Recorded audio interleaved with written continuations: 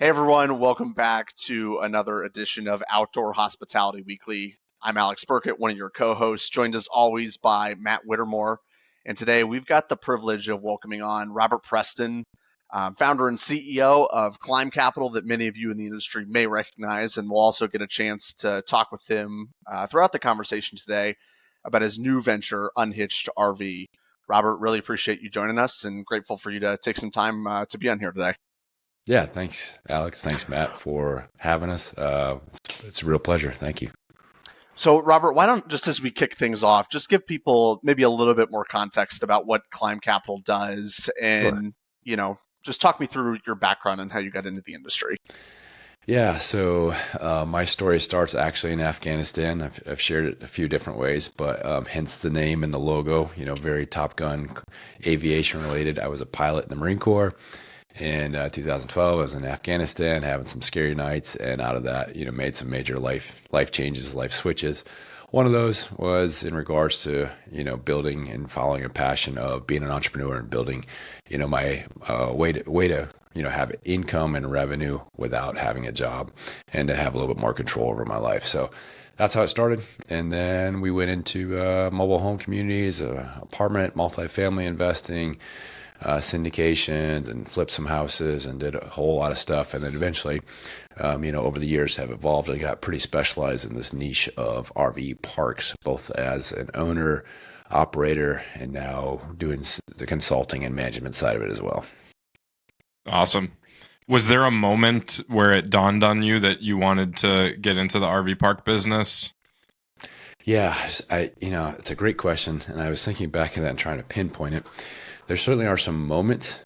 So my transition into it was, I would say, by accident, by happenstance initially. So the very first RV park that we bought was in February of 2020, right? So kind of pre-crazy. But that lead was brought to me by one of the guys who is now a partner here and works with us. And it was basically a really bad Facebook ad for a property for sale. And it wasn't too far from us. And I think his exact text was, "You should buy this." And I was like, no, I don't buy RV parks. I don't know what this is. And he's like, "Well, don't you own mobile home communities?" And I said, "Yeah." And he goes, "Well, what's the difference?" And I started kind of thinking about it for a few minutes, like, you know what, maybe there's not that much difference. So it was a small park. It was like 36 units, primarily long-term. Actually, it wasn't that different. So that was our first kind of fell by happenstance into it. And that's how I became an RV park owner on the very first one. And worked out very well for us. Fast forward a couple months later, I buy a motorhome, get out of the Marine Corps, spend a couple months on the road. It's like kind of a mini retirement, letting my hair down, letting the beard grow out type deal. And second stop on our trip, we are hanging out, and the kids are like, getting the popsicles and ice cream from the old lady at the store. I'm like, okay, well, this is cool. I like it as a customer. Turns out she was the owner. She wants to sell the park. I'm like, well, sure, let's go for it. And so that's park number 2. Love it. It goes from there. Yeah, destiny. That's incredible. Yeah. So, yeah, Robert, it sounds like with sort of that first park as well, it was a little bit of kind of happenstance and falling into it. But what were those, characteristics of sorts as you identified the difference between maybe a mobile home type operation and an RV park that gave you some confidence to go into it and say, okay, Yeah. this first park might actually be for me? Yeah, the very first park, the things that were in common that I appreciated and liked was, the infrastructure, right? The idea of water, sewer, power type of structures, pedestals, etc. In the fact of it was a similar tenant, probably similar tenant base for this park. So those things kind of, made me feel comfortable. And of course, the income itself, right? Understanding a P&L and understanding investment purely from an income, expense, NOI perspective. And as I looked at it, I was like, man, this thing's got this is like a 12 cap. I'm buying it at 12 cap.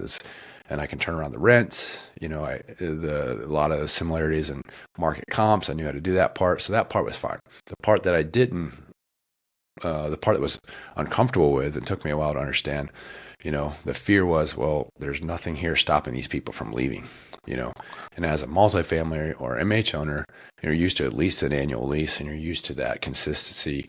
Your tenant can't just pack up in the middle of the night and go. And so that was a big fear in the beginning, and that's what we had to work through.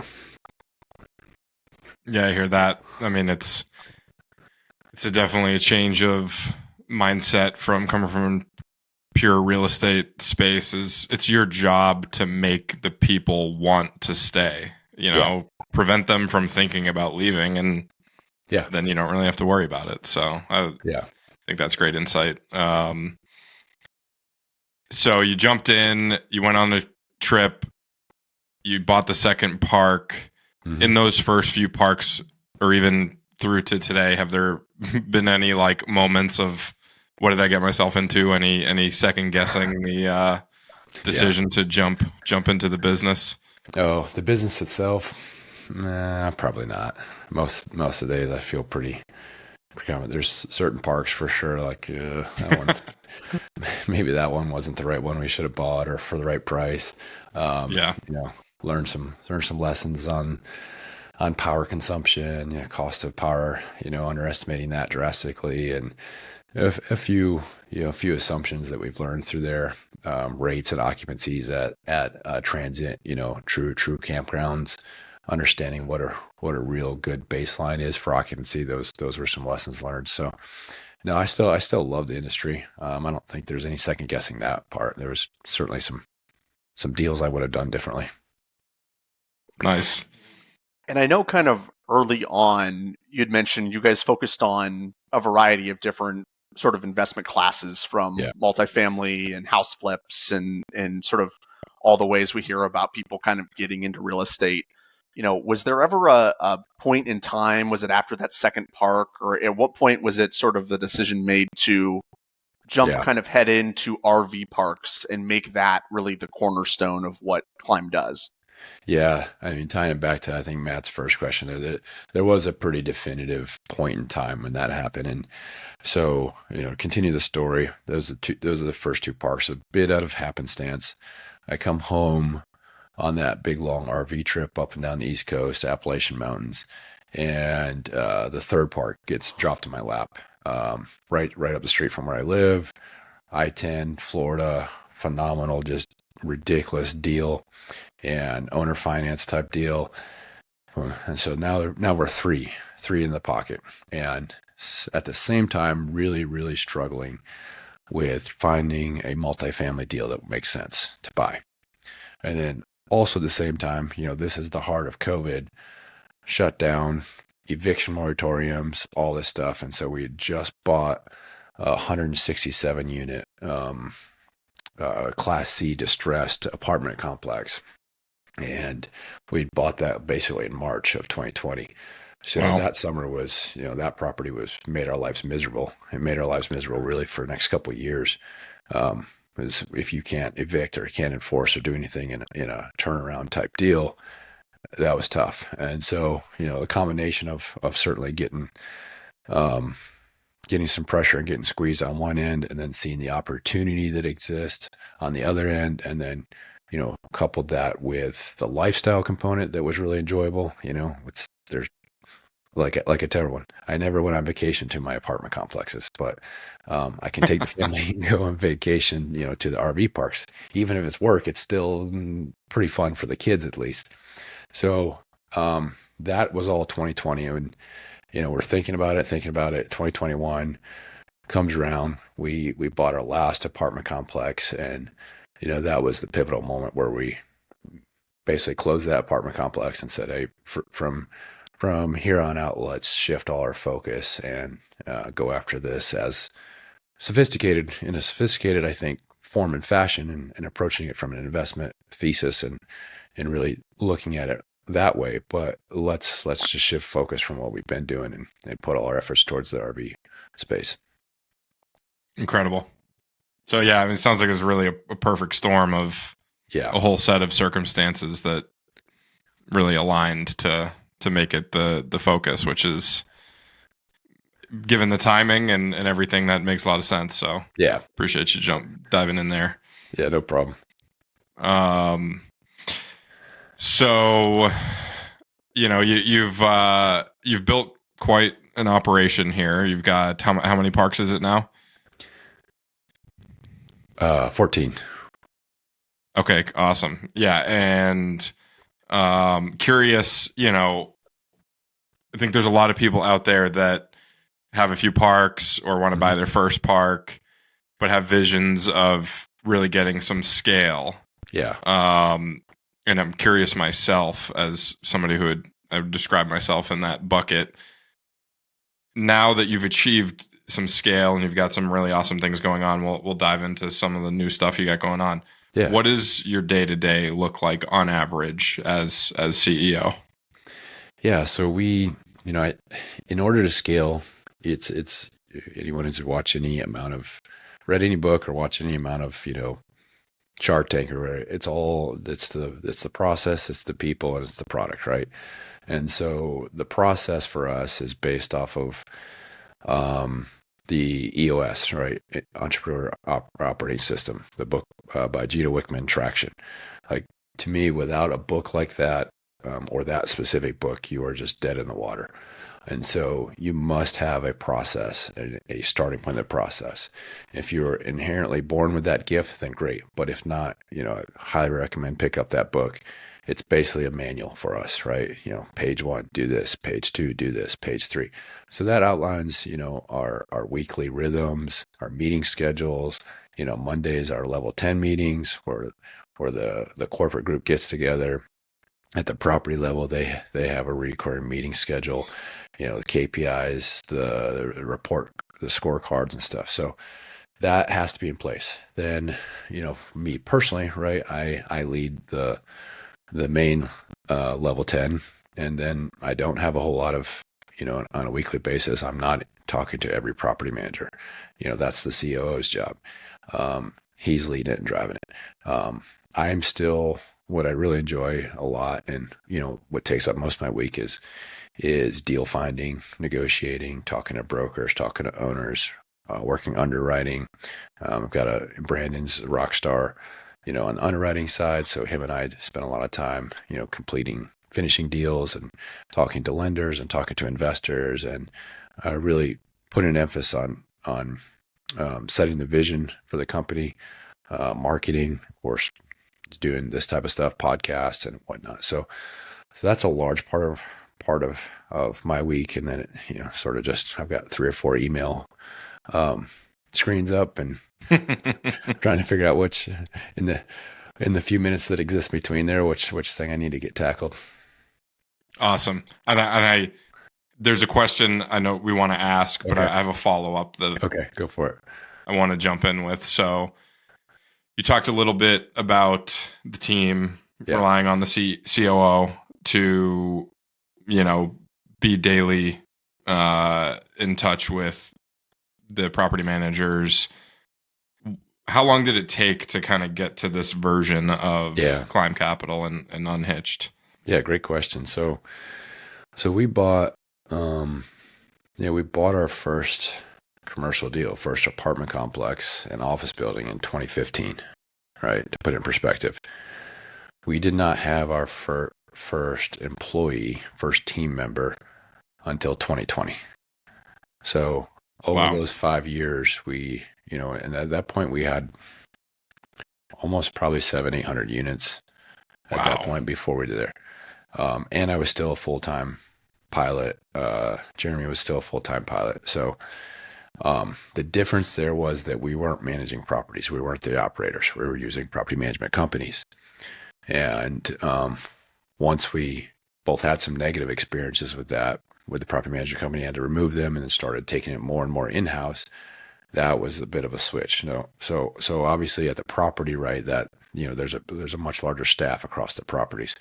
But also we started doing that, then that started, being fairly time consuming for us. And, we weren't able to spend as much time on deals and raising capital, et cetera. So, So, that's 2020, one employee, essentially one team member.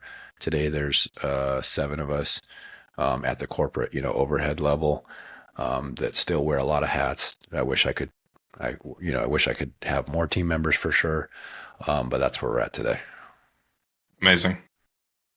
Yeah. And so my follow up to that, Robert, would be, within that team, you talked about sort of the 7 folks that you've got.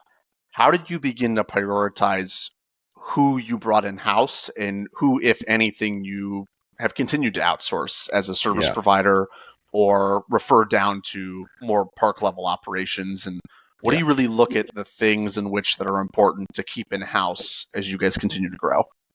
Yeah, I'll tell you what I did, and then I think I'll tell you what I wished I had done as far as like prioritizing.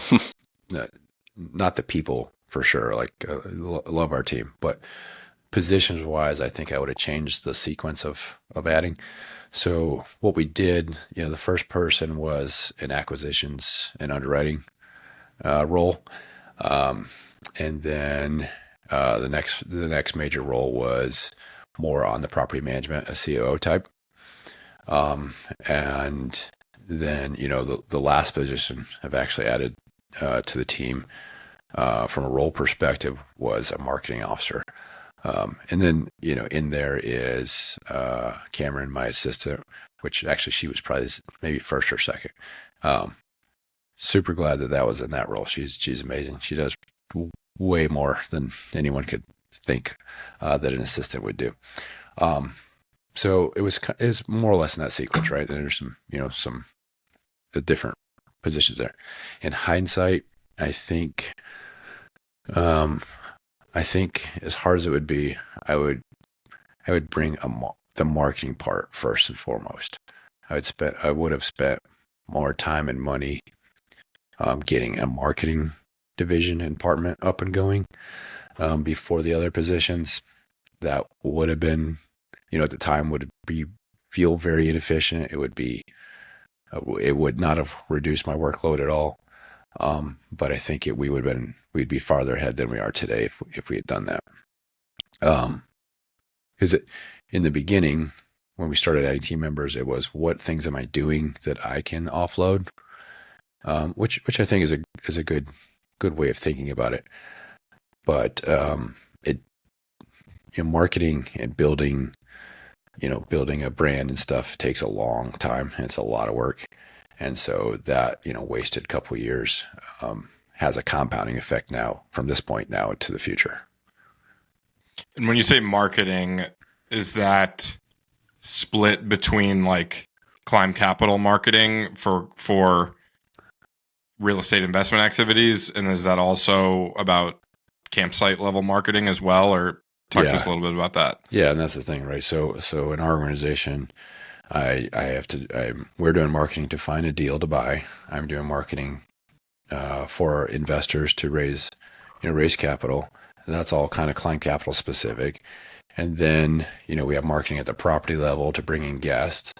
And then, we have just general influence that we want over the industry, whether it's the podcast and the management company and the education companies and all that type of stuff, right? So there's and then pick any of those categories. There's a bunch of subcategories to that marketing. So it's a ton of things to try to stand up and get going on the marketing side. There's basically 6 or 7 different marketing initiatives that we're trying to push all the time.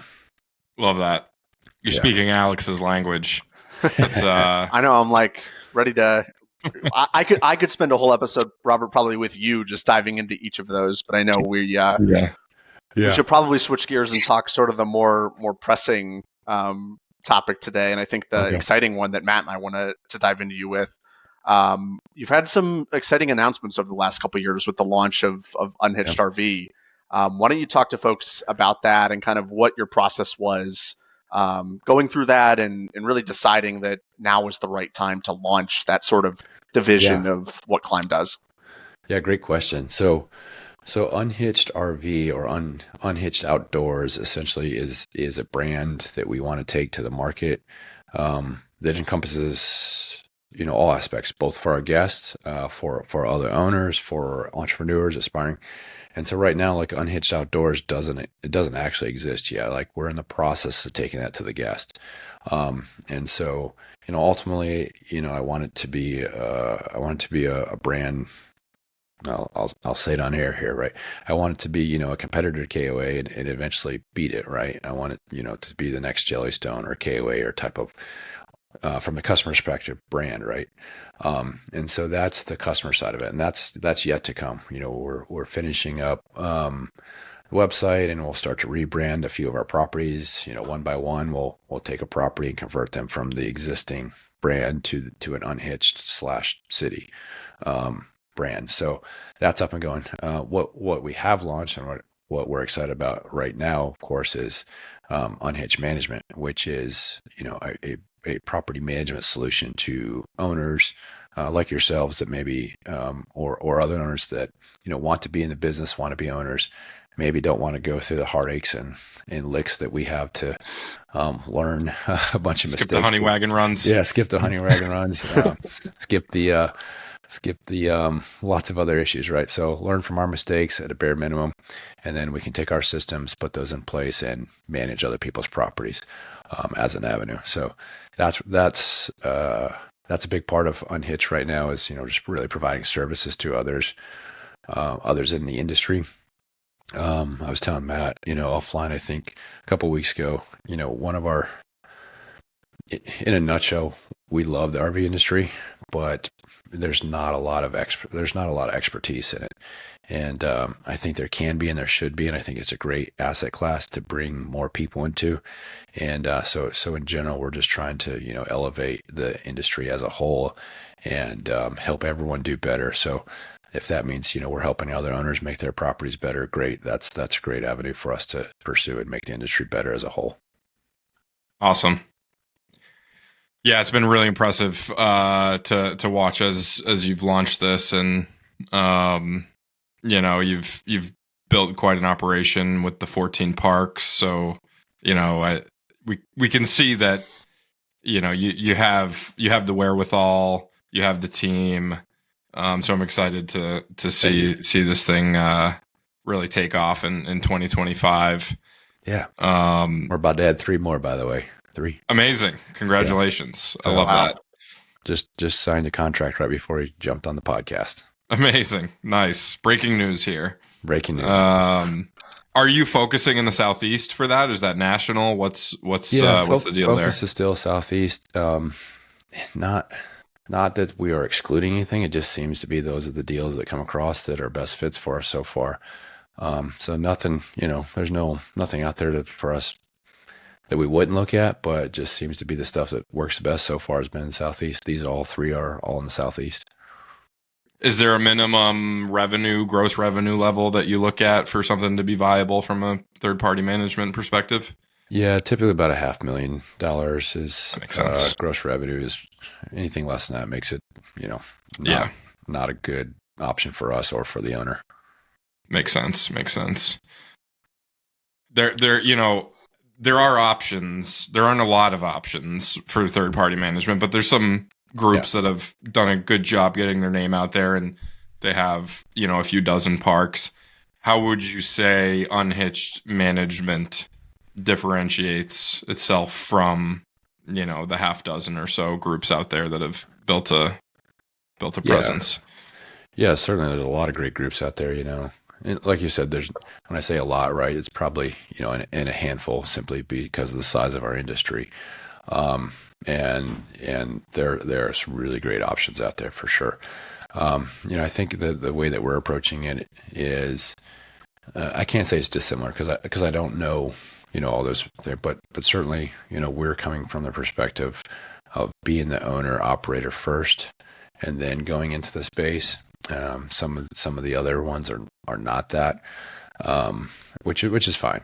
But owning and operating this many parks for this time, we sort of know where the dark corners are that we need to watch out for.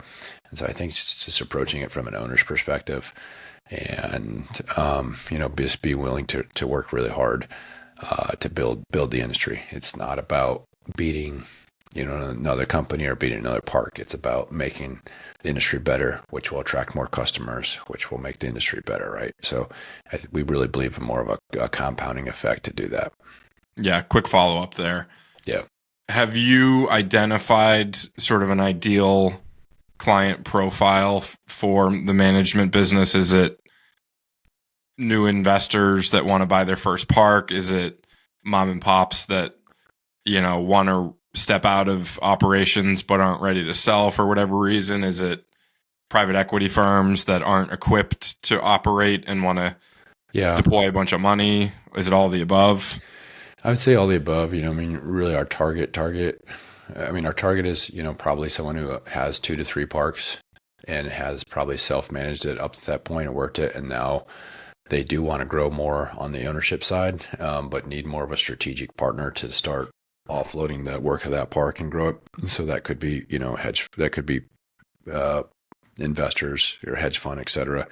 Those would be probably my most ideal customer, I think. But the mom and pop who are ready to retire but not ready to sell, certainly would be a target customer of ours, and in the hopes that at some point that we become the future owner. And then actually just this morning, was reached a bank representative reached out to us about providing services for receive-receivership. They've got a distressed park that they're taking over. And so that's awesome. It's not awesome, but it's interesting. That's something I've been kind of waiting to hear. That's super interesting. This is the first time I've heard it too, so it really piqued my ears. And I was like, yeah, absolutely. Love to be able to do that. Interesting. Robert, I want to take it back to something I think you mentioned, a moment ago about kind of the dark corners of the industry, and something that I don't think, many folks publicly in a setting like this talk about. Are there things that, although I think all three of us would say we love this industry and the folks and the parks that we have in here, are there things that concern you about the industry when you look at this upcoming year? And the contrary to that, are there things that really excite you? Sort of a new emerging trend that you've begun to notice, and things that, again, are really kind of top of mind as we sort of kick off this next year? Yeah, I don't, for 2025, I'm feeling, generally pretty optimistic about, I think, 2023 and 24 were into 23 and 24 were really not great years, if we're honest for ourselves. But they weren't that bad, actually. We're just comparing them to 21 and 22, right? And we're just sort of coming back to a normal thing. So I feel like 25 is going to feel like a good year, and it's really just, probably going to end up being a relatively average year if we looked at the last couple of decades and ran a trend line from them. So I'm encouraged about, from a political standpoint, I think that we have a administration that is going to be more pro economic growth, right, which is good for us. So yeah, I think 25 we're looking for a pretty decent year. I don't think there's any magic pill out there.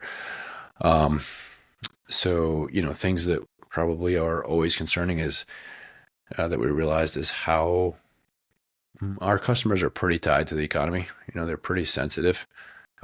Fuel prices, gas prices become a real thing. It's, I think if I went back 2 or 3 years ago and probably listened to myself on a podcast, I'd make the argument, well, someone spent, $80,000 on an F-250 and they've spent $150,000 on their fifth wheel. These are not price sensitive guests. The truth is that we still are, right? I still care that so there's a difference between $300 filling up my rig or $700.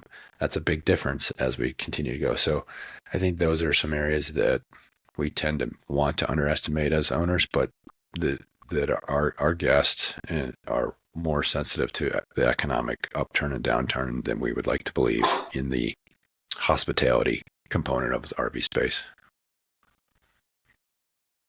Quick question. How does your portfolio break down in terms of long-term stays, annuals, seasonals versus short-term monthlies, weeklies, nightlies? Yeah. So the the properties themselves have a split, a ratio there. But I would say if you just had to pick, put a tag on each park, we're probably about 60 to 75% long term, and about 25% on a vacation destination retail. Nice. Cool. I was going to say one question I have is more. I know we talked some about the sort of the portfolio makeup as to where it sits, mainly in the southeast. Obviously, with Matt and I both being up in the northeast, we have sort of the other part of the industry and perspective. Yeah. But are there any markets that you guys look at and identify as being, untapped, or things, whether on the management side you're looking at, that might be different, or even on the capital side, really areas, regions, or demographics that you guys are focusing on for 2025? No, our target and focus is still here, right? We still feel like there's a lot of untapped opportunities here. We owned a property in Arizona that did very well. It was certainly different, way different customer base, way different, buying patterns and rhythms. So we learned a lot. So that, that Western hemisphere it's just so remote. Like it's so beautiful and everyone loves to be out there, but man, if you think about it, there's not many people in most of these states. Like you have to travel a long way. So I think, and I'd imagine it's hard to. Sorry, Robert, to interrupt, but on the operational makeup of the on-site team and the corporate team, right, to have such a big pocket in one area to deploy resources and have staff and the support, and then have these kind of outliers in different places, and I'm sure that's sort of a factor too, is just like beginning to double down on the team and the operation. Is that sort of a big part of this equation as well? Yeah, so we actually ended up selling that property, primarily because we got an amazing offer and had a great return on it. But we were already headed that way. Just the logistics of getting out to Arizona back and forth, we don't have just didn't make sense yet. So we want to continue to grow, but let's grow at the circumference instead of taking some big jumps out there. So I think the North Alabama, Greenville, South Carolina, Tennessee, Chattanooga corridor, I think it's going to continue to grow for a very long time. So that's an area. If you going back to answer your question, I guess I think that's an area all through there that's going to be really a good place to be for the next 20, 30 years. Love it. Matt? Agreed. I totally agree with that. As you start to work with third parties here, and what I love about what you've been doing is you've been putting out a lot of really great content. That's something that Alex and I love, and we spend a lot of time on that ourselves. Yeah. You've got a really strong educational kind of theme to what you got going on. Yeah.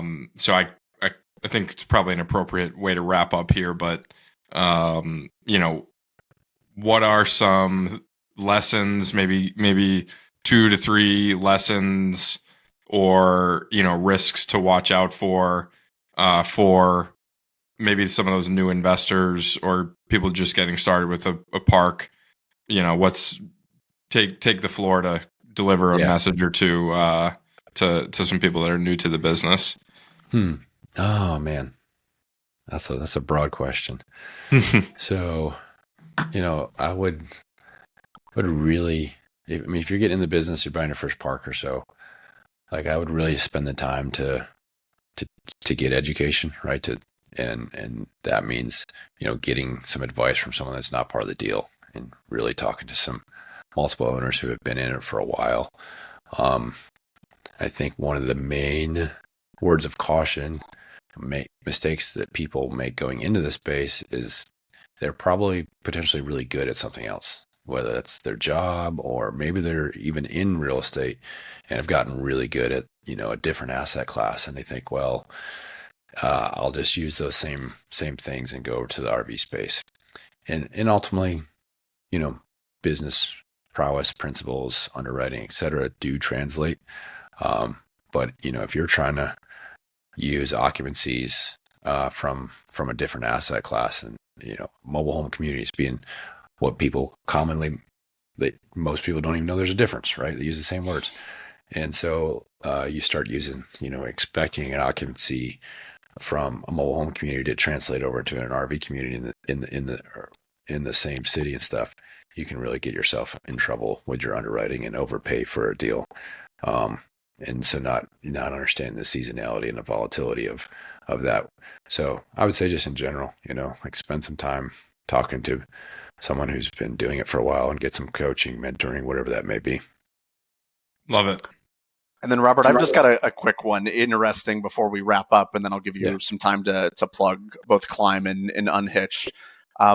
Two trends that are sort of important to me, and something that we've sort of talked about is the electrification of RVs, sort of the rise of AI. Both, again, kind of weird, zany, different than anything we've talked about today. But I don't know if you had any thoughts on that for your perspective. Again, we don't need to take a ton of time, but where do you see sort of those pieces fit into the industry and the trend moving forward? Yeah, great question. I wrote a little satire piece that I'm trying to get up and going, and it's about how all the circuit breakers are going on strike because in the park because of the new load that they're going to have to carry. So it's called the flat tire. I have to figure out a way to get to that more. Love I'm trying to write some satire pieces here. I think I love that. So EVs, I really think the tow vehicle, right, the car, truck vehicle is something we really have to consider and do it very quickly. And so the new park that we're developing here in Pensacola, about 20% of the sites have two 50-amp pedestals, one for the RV and one for the tow vehicle. So that's something that's an immediate consideration. That should be taken upon, and it's going to be an amenity. And then if not, just if you don't have that park, then you have to be very aware that and teach your managers that no, it's not okay for someone to rent a site and then go next door and plug their Tesla in for 2 days and use the same amount of power. That's a way. It's an opportunity for us to monetize, and we want to provide that service, but it's not like the equivalent of plugging the hairdryer in. So I'm pretty skeptical on the EV RV vehicle itself, like the size. I'd agree. The drivable, weight. right? Yep. Yeah, they're so inefficient to start with. Like, how are you going to move a 60,000-pound vehicle down the road? It's just you're. I think we're a bit further off from that trend than 2025. So yes, I agree with you there. The AI stuff is fascinating, particularly on the marketing side. Really, really cool stuff. We got some pretty cool stuff, that goes on our websites and on the marketing side of that. I've talked to a couple developers, and there's some cool things out there that's used at zoos. We think that zoos and amusement parks are the closest actually type of business to an RV park, in that they have they have restaurants, they have activities, booking, they have an entrance and exit type of stuff. So we'll kind of see where it goes, but AI has become, that part we have to adapt to quickly. Fascinating. And then Robert, give us a moment here, just plug Climb and Unhitched for folks who want to contact you and learn more about what you guys have to offer. Great. Yeah. Thanks for the opportunity. So Climb Capital, which climbcapital.com is our investment company. You can find us there. Really designed for those people who want to be in the RV space from an investment perspective, but maybe don't want to do all the stuff that the honey wagon, right? From that perspective. So, those that we have some offerings from time to time, both from a fund or a single asset. And then for those looking for management services, it's unhitchedmgmt.com. So just the abbreviation for management.com. And for anyone else that's just looking to learn more, we have a couple of Facebook groups that are free and open for what we call RVU, Unhitched RVU University. That's out there, and we'll drop some links for that for you guys. Amazing. Yeah, we'll include it all in the show notes. Thanks, Robert. Thanks again for being here, and we appreciate you taking the time to join us. Yeah, absolutely. Thank you. Thanks everyone for watching this week's episode, and we will talk with you again shortly. Thanks, guys.